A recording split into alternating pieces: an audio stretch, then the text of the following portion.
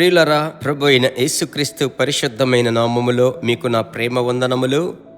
పరిశుద్ధాత్మునితో అనుదినము కలిసి మనం ప్రయాణం చేస్తున్నాము. ఈరోజు పరిశుద్ధాత్ముడు మీకిచ్చేటువంటి చక్కటి మాట నేను చదువుతున్నాను. దానియేలు ప్రవచన పుస్తకం 3వ అధ్యాయం 25వ వచనం. అందుకు రాజు, నేను 4 మనుషులు బంధకములు లేక అగ్నిలో సంచరించుట చూచుచున్నాను. వారికి హాని ఏమీయూ కలుగలేదు. 4వ వాని రూపము దేవదూతల రూపమును పోలినదని వారికి ప్రత్యుత్తరమిచ్చెను.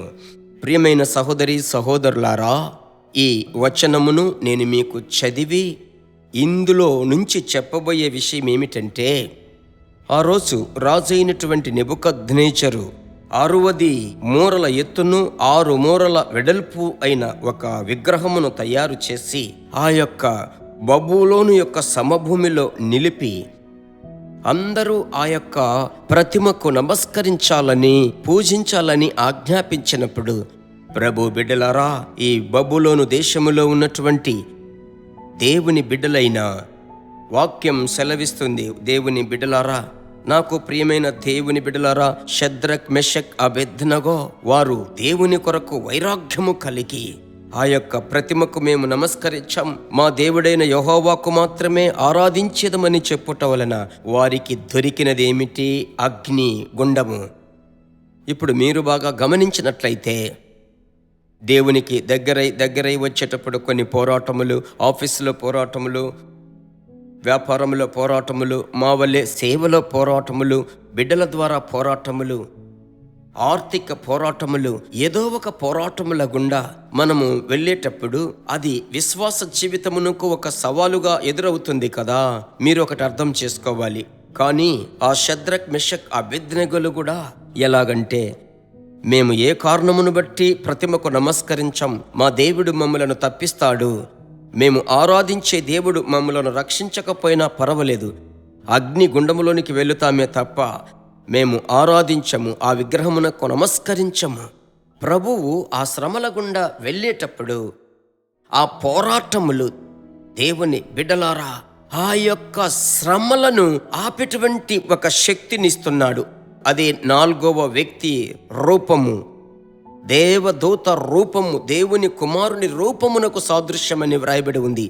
అలాగైతే ఈరోజు మీరు అడుగుతున్నారు కదా, ఈ దినమంతా నాకెన్ని శ్రమలో, ఎన్ని పోరాటములో కొన్ని దినములుగా అనుభవిస్తున్నానే. ప్రభువునందు ధైర్యంగా ఉండండి. మీలో పరిశుద్ధాత్ముడు ఉన్నాడు కదా, ఆయనను ప్రజ్వలింప చెయ్యండి, ఆత్మలో నింపబడి ప్రార్థించండి. ఆ అభిషేకమే కాడిని బ్రద్దలు చేస్తుంది. మీరు శ్రమలను సహించేటప్పుడు మీ మధ్యలో ఆయన ఆ రోజు వారి మధ్య సంచరించాడు, ఈరోజు మీ మధ్య ఆయన సంచరిస్తాడు. ఆమేన్. ఆయన మీకు దూరముగా ఉండడం లేదు. ఆ శ్రమల మధ్యలో మీరు వెళ్ళినప్పటికీ మీకు తెలుసు, అగ్ని వారిని ఎదిరించలేదు. వారిని తీసుకొని అగ్నిలో వేయడానికి ప్రయత్నించిన వారే చచ్చిపోయారు తప్ప వారు సంతోషముగా అగ్నిలో ఉంటున్నారు. దాని పేరే విజయవంతమైన జీవితం. ప్రార్థించుదామా? ప్రభువునందు ధైర్యముగా అభిషేకమును కాపాడుకొనండి. ఆయన కృపగా మిమ్మల్ని నడిపిస్తాడు.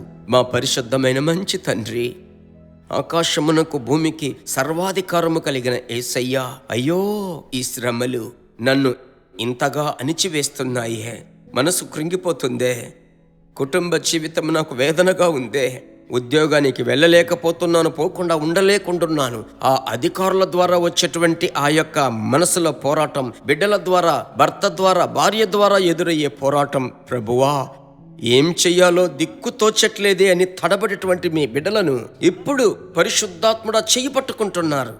మీరు నడిపిస్తారయ్యా, మీరు నడిపించెదరు, మీరు తోడుగా ఉన్నారయ్యా. అద్భుతములను మీ బిడ్డలు చూడబోతున్నారు. ఈ ప్రార్థనకు మీరు జవాబిచ్చారు. మీ బిడ్డల కొరకు మీ చేతులలో నుండి ఆశీర్వాదములు తీసుకుంటున్నాను, మా మంచి తండ్రి. ఆమెన్. God bless you. దేవుని బిడ్డలారా, ఈ వర్తమానము మీకు మిక్కిలి ఆశీర్వాదకరముగా ఉందని మేము నమ్ముచున్నాము. ఇంకనూ మా వర్తమానములను విని ప్రభువులు ఆశీర్వదింపబడుటకు జీసస్ మీట్స్ మినిస్ట్రీస్ అను మా యూట్యూబ్ ఛానల్ ను సబ్స్క్రైబ్ చేయండి. మరియు మా ప్రార్థన సహాయముకై మీరు సంప్రదించవలసిన మా ఫోన్ నెంబర్ 9841252836. మరియు 72954633. Email gpsrobinson@hotmail.com. ప్రభు మిమ్మును ఆశీర్వదించునుగాక.